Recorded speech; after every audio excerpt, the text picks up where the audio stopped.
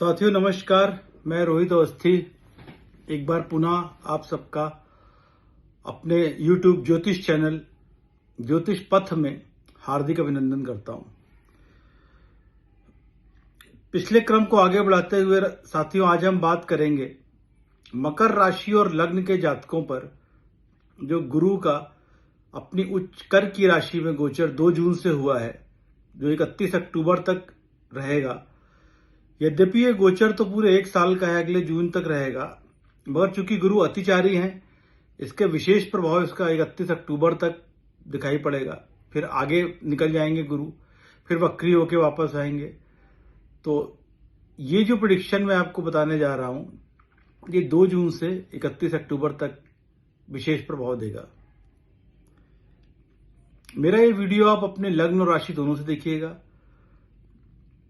एक डिस्क्लेमर मैं पहले दे दूं कि ये एक जेनरिक प्रेडिक्शन है जो प्रमुख रूप से गोचर पे आधारित है। जातक और जातिकाएं जो मकर लग्न की या राशि की हैं, उनकी दशा, अंतरदशा, उनकी कुंडली में गुरु किस भाव पे बैठे हैं, उनकी कुंडली में slow moving planets Rahu, Ketu और शनि की क्या स्थितियां हैं, उनके दृष्टि संबंध कैसे हैं, उनकी युतियां कैसी हैं, नवमांश में उनकी स्थिति कैसी है, बहुत सी और चीजों पर का इम्पैक्ट रहता है जब स्पेसिफिक प्रेडिक्शंस किए जाते हैं। तो एक जेनरिक प्रेडिक्शन है, गोचर पे आधारित है। साथियों, मकर राशि वालों के लिए गुरुदेव बृहस्पति जो है उनके 12वें और 3रे स्थान के स्वामी हैं। 12वां भाव हो गया व्यय का भाव, मोक्ष का भाव, और 3रा भाव हो गया पराक्रम भाव, आपकी मेहनत का, आपके कौशल का। 12वें भाव से आपका खर्चा देखा जाता है, धन का व्यय देखा जाता है, विदेश यात्रा या विदेश निवेश, आपके मोक्ष का भी है, आध्यात्मिक यात्राओं का भी है, त्याग का है, वैराग्य भाव का है, अस्पताल का है, आपके अकेलेपन, एकाकी, एकांत का है, गुप्त कार्य, शैया सुख, पर्दे के पीछे होने वाली गतिविधियां। और 3रा भाव जो है वो एक पराक्रम भाव है। आपका साहस, आपकी विल पावर, आपकी रिस्क लेने की एबिलिटी, आपका कम्युनिकेशन, लिखना, प्रेजेंटेशन, बोलना, आपके छोटे भाई बहनों के संग आपके संबंध, आपके मित्रों के संग आपके संबंध, आपके एफर्ट्स, मार्केटिंग, सेल्स, कम्युनिकेशन, छोटी छोटी यात्राएं, ऑफिस ट्रेवल, मीडिया, शारीरिक अगर देखें तो हाथ, कंधे। तो ये कुल मिला के 12वें और 3रे भाव से क्या क्या चीजें देखी जाती हैं, इसका एक संक्षिप्त विवरण मैंने आपको दिया। अब गुरु जब 7वें भाव पर अपनी उच्च राशि के होकर के बैठे हैं, तो जब 3rd और 12th का लॉर्ड उच्च का होकर 7th में जाएगा, तो मुख्य रूप से आपको विदेश या दूरस्थ स्थानों से लाभ की संभावना है। दूरस्थ स्थित रिश्तेदारों से, लोगों से लाभ की संभावनाएं हैं। दूर की कंपनियों से या विदेश की कंपनियों से आपका जुड़ाव हो सकता है, आपका व्यापारिक विस्तार हो सकता है, जीवन साथी का सहयोग मिलेगा, कंसल्टिंग, ट्रेनिंग, मैनेजमेंट एवं एडवाइजरी के कार्यों में सफलता मिलेगी, यात्रा और नेटवर्किंग के अवसर भी मिलेंगे। ठीक है। गुरु 7वें भाव पे बैठा है। 7वां भाव होता है पत्नी का भाव, पार्टनरशिप का भाव। इसमें उच्च क्या है तो विशेष रूप से आपकी पत्नी, आपके ससुराल पक्ष से आपसे रिलेशन, आपके स्पाउस के संग आपके रिलेशन, आपके पार्टनरशिप, आपके व्यापारिक पार्टनरशिप जो हैं, उनमें एक अच्छा मूव देखने को मिलेगा, अच्छे रिलेशंस बनेंगे। 7वें भाव पे उच्च के गुरु 5वीं दृष्टि से आपके आय के भाव को देख रहा है, 7वीं दृष्टि से आपके स्वयं लग्न को देख रहा है, और 9वीं दृष्टि से आपके 3रे भाव को देख रहा है।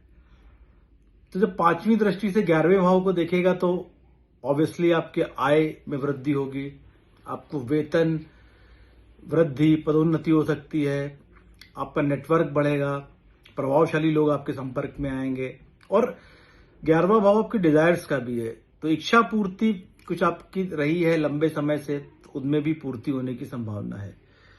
7वीं दृष्टि से स्वयं को मकर लग्न को देख रहा है, तो स्वास्थ्य का सुधार होगा, आपका आत्मविश्वास बढ़ेगा, आपका कॉन्फिडेंस बढ़ेगा, आपका व्यक्तित्व सम्मान बढ़ेगा, आपका प्रभाव बढ़ेगा, निर्णय लेने में परिपक्वता आएगी।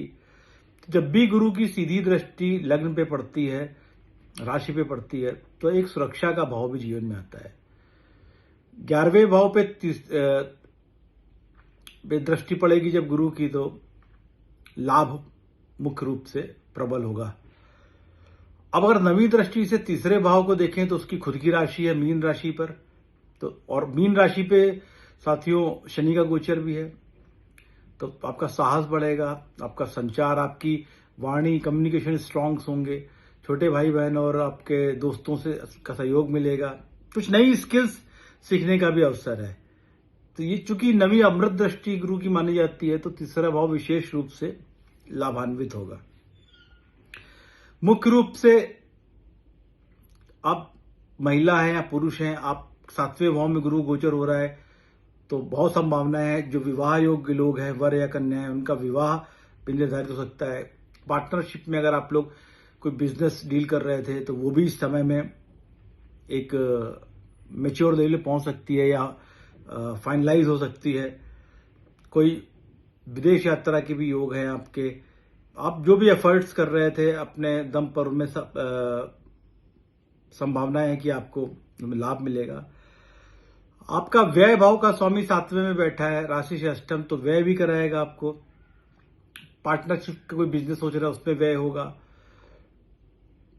मगर जो भी व्यय होगा वो आपके लिए आगे जाकर के फ्रूटफुल होगा। और तीसरे स्थान का स्वामी 7वें में बैठा है, तो आप जो भी बिजनेस है आपका प्रभाव बढ़ेगा, आपसे कन्विंस होंगे लोग, आप ससुराल पक्ष से संबंधित लोगों से मिलकर के कोई बिजनेस व्यापार की तरफ प्रयास कर सकते हैं, कुछ एफर्ट्स मार सकते हैं, वो सारी चीजें भी होंगी। अब चूंकि गुरु की 9वीं दृष्टि शनि के ऊपर भी है, तो शनि तीसरा भाव जो आपका आत्मविश्वास में कुछ कमी थी वो फिर से प्रबल होगा। दोस्तों से आपके सहयोग नहीं मिल पा रहा था वो पूर्ण रूप से मिलेगा। आपका कम्युनिकेशन जो अभी तक नहीं स्ट्रांग हो पा रहा था स्ट्रांग होगा। शनि की तीसरी दृष्टि 5वें भाव पर है। हो सकता है मकर राशि के लोग कुछ मेंटल स्ट्रेस पे रहते हो अब तक, या उनकी संतानों को कुछ प्रॉब्लम हो, या कुछ लव अफेयर्स हो, प्रेम संबंध हो, उनमें अड़चने आ रही होंगी, तो वो भी कंट्रोल होंगी और मिनिमाइज होंगी। शनि की 7वीं दृष्टि आपके भाग्य भाव पे है, तो भाग्य नहीं साथ दे रहा था अभी तक, बहुत धीरे धीरे प्रयास कर रहे थे। क्योंकि शनि को के ऊपर गुरु की दृष्टि, उच्च की दृष्टि होने से भाग्य धीरे धीरे आपका ग्रेजुअली सपोर्ट करना चालू करेगा। जो भाग्य सपोर्ट करता है तो जीवन के हर एस्पेक्ट पे करता है, आपका चाहे पढ़ाई हो, चाहे नौकरी हो, चाहे स्वास्थ्य हो, चाहे व्यापार हो, चाहे सामाजिक प्रतिष्ठा हो, चाहे परिवार हो, रिलेशन हो, सब में करेगा। इसी के साथ साथ गुरु की जो 10वीं दृष्टि है शनि की, वो 12वें भाव पे थी, तो व्यय ज्यादा हो रहा होगा, मगर शनि कंट्रोलिंग की वजह से व्यय कम होगा।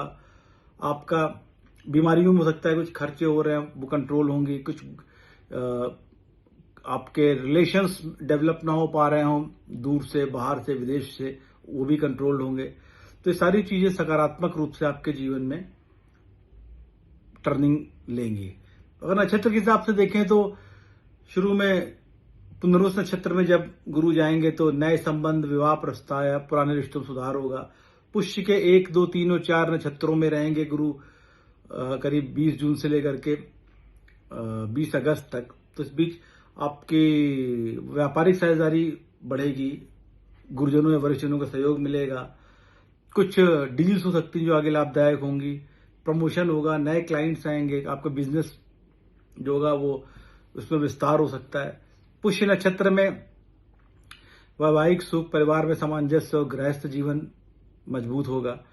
आश्लेषा नक्षत्र में रणनीतिक निर्णयों से लाभ होगा, थोड़ा निर्णय सोच समझ कर लें, आपकी प्रबंधन क्षमता बढ़ेगी, नेटवर्किंग से लाभ होगा, संबंधों को थोड़ा विशेष वेटेज दीजिएगा, आपके जीवन में सोचने का नजरिया और दृष्टियां भी बदल सकती हैं। तो कुल मिलाकर के जो मकर राशि या लग्न के लोग हैं उनके लिए गुरु का गोचर अच्छा होने वाला है, काफी चीजें पॉजिटिव होंगी। मगर मैं एक बार फिर आपको कह दूं कि ये जो गोचर है ये एक जेनरिक प्रेडिक्शन है। तो आपकी अपने कुंडली में गुरु की स्थिति क्या है, आपकी कुंडली में स्लो मूविंग प्लैनेट्स की स्थितियां क्या हैं, आपकी मूविंग में, आपकी कुंडली में मोस्टली दशा अंतरदशा कौन सी चल रही है, तो जिन ग्रहों की दशा अंतरदशा चलती है वही मूलतः एक्टिव रहते हैं।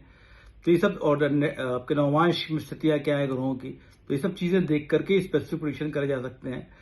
मगर मूल रूप से मकर राशि के लोगों के लिए ये गोचर शुभ होने वाला है, तो थोड़ा सा विशेष ध्यान रखें, शंकर जी की उपासना करें और अपने सबॉर्डिनेट्स को या अपने अधीनस्थ लोगों की मदद करें, जितनी अधिक से अधिक हो सके सेवा करें लोगों की, तो ये गोचर आपके लिए अत्यंत शुभ रहेगा। धन्यवाद।